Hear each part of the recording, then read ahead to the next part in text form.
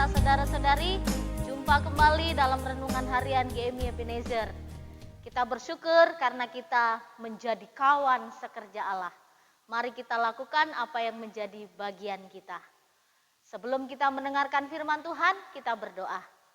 Bapa di sorga, terima kasih untuk hari yang baru dan berkat yang baru yang Kau sediakan buat kami.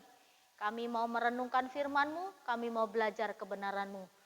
Tuhan berkati supaya kami tetap hidup di dalam-Mu. Dalam nama Tuhan Yesus kami berdoa. Amin. Bapak Ibu serta saudara-saudari, pagi ini kita akan bersama-sama merenungkan satu tema firman Tuhan. Bantuan di tengah kesulitan. Kalau kita bicara bantuan di tengah-tengah kesulitan yang kita hadapi, rasanya sulit sekali membantu orang lain. Meskipun dalam keadaan sulit, kita masih bisa membantu orang lain. Jadi tidak ada yang tidak bisa kita lakukan meskipun dalam keadaan sulit. Pagi ini kita belajar di India itu ada satu desa namanya desa Mizoram. Lalu desa Mizoram ini dijuluki desa paling miskin di antara kampung-kampung yang miskin. Mizoram lah desa yang paling miskin. Lalu di Mizoram ada satu gereja, satu persekutuan yang pendetanya, hamba Tuhannya sangat luar biasa sekali. Mereka punya moto, ketika kita masih bisa makan, kita pasti masih bisa membantu orang lain. Lalu ketika moto itu mereka hidupi dengan cara mereka memberi segenggam beras. Ketika kita mau masak, diambil segenggam beras, lalu mereka kumpulkan di satu ember setiap hari. Hari Minggu mereka persembahkan ke gereja. Lalu dari situ dari hari ke hari, semua perempuan, tua muda, lajang, janda, semuanya mereka mengumpulkan dengan cara yang sama, segenggam beras. Kalau bahasa mereka katakan bufaitam, artinya segenggam beras.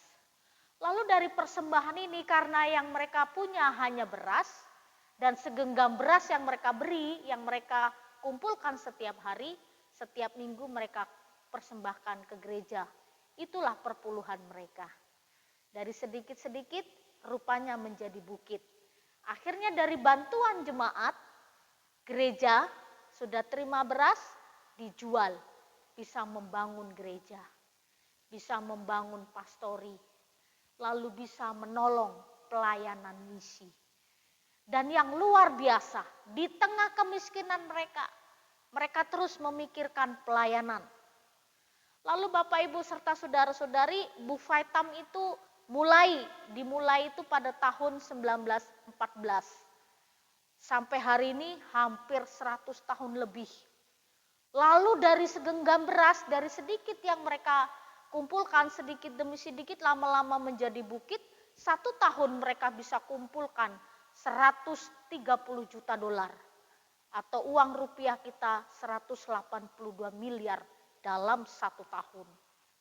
Mereka bisa mendanai misi, pelayanan misi, bahkan mengirim para misionaris sampai 1.800 orang mereka bisa mengirim hamba-hamba Tuhan ke seluruh dunia. Dan mereka mendanai misi. Bapak Ibu serta saudara-saudari, di tempat yang sulit, di tempat yang kecil, ada sesuatu yang luar biasa. Mereka melakukannya dengan sungguh-sungguh. Dalam pelayanan mereka memikirkan bagaimana apa yang mereka persembahkan untuk pelayanan misi Tuhan.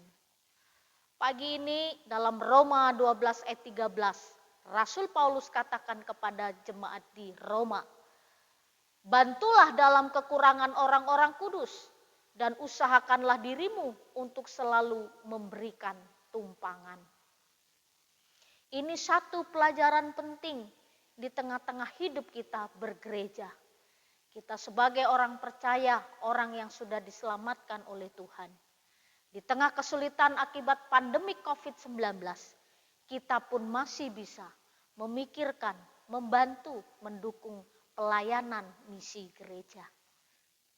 Bantulah gereja kita lewat persembahan syukurmu, lewat persembahan perpuluhanmu, sehingga gereja terus bisa melayani dan semua aktivitas program gereja dapat berjalan dengan baik. Di tengah kesulitan kita masih bisa memberikan yang terbaik kepada Tuhan. Jadi Bapak Ibu serta saudara-saudari, bantulah orang-orang kudus dalam pelayanan. Lalu bantulah gereja-gereja Tuhan untuk tetap melayani, memberitakan Injil Tuhan. Sehingga misi terus berjalan meskipun keadaan sulit. Firman Tuhan harus tetap diberitakan. Injil Tuhan harus tetap disampaikan kepada semua orang. Percayalah apa yang kita persembahkan lewat hidup kita, lewat rezeki kita, itu semua kita persembahkan untuk kemuliaan bagi nama Tuhan. Saling bantu-membantu, tolong-menolong. Itulah indahnya hidup di dalam Tuhan. Mari kita berdoa. Terima kasih untuk firman-Mu yang mengingatkan kepada kami, untuk kami terus saling membantu meski keadaan sulit. Kami juga bersyukur atas kehidupan yang Tuhan masih anugerahkan kepada kami. Berkati kami Tuhan, baik atau tidak baik, kami rindu tetap menjadi berkat bagi banyak orang. Berkati kami, lewat kami juga nama Tuhan dipermuliakan, sehingga Injil juga terus disebar luaskan di seluruh dunia.